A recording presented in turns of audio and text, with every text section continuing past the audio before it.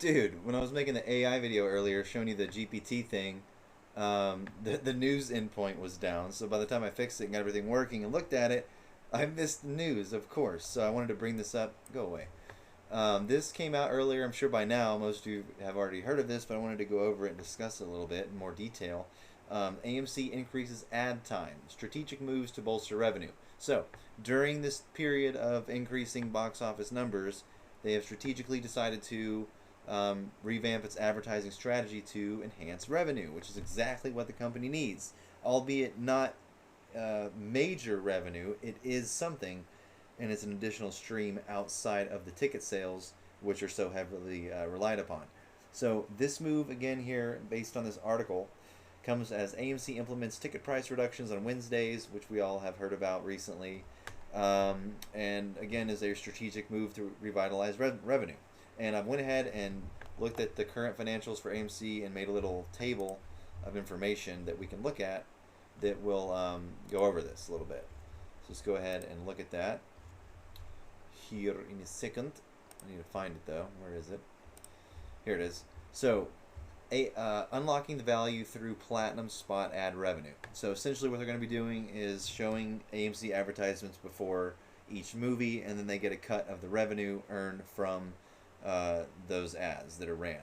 So the data below reveals how this premium ad revenue stream is not just supplemental, but potentially could be game changing in the long haul.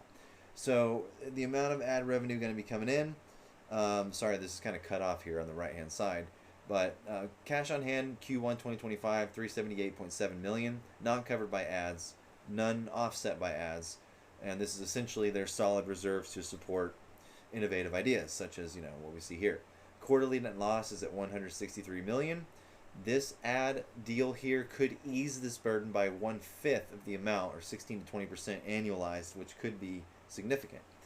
Annual net loss estimated as of Q1 2025 was 650 million, and this could be reduced by 10 to 15% by high margin ads absorbing these critical losses. So that is one thing to keep in mind. And then annual interest expense. This is actually the biggest thing that could be affected because it could essentially cover the entire scope of the ad revenue, or I'm sorry, annual interest expenses, which are around 100 to 120 million, which is around the same that you would expect to be gained in ad revenue on average per year based on the current plan.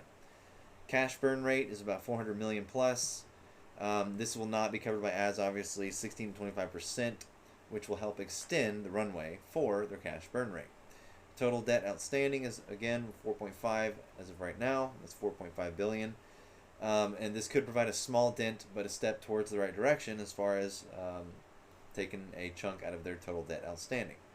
And then again, the platinum ad revenue estimated anywhere between 65 to 100 million per year annualized based on the numbers, which is again high margin scalable income. So it's going to be interesting to see how they choose to use this extra ad revenue, but anything helps, right? So that is a positive thing to come out of AMC today. So sucks that I missed it to not get it to you sooner, but that is what came out, and it is relevant because anything that is going to be decided to work towards getting rid of that total debt outstanding is something that we want to see as shareholders. So keep that in mind and stay away from FUD, y'all.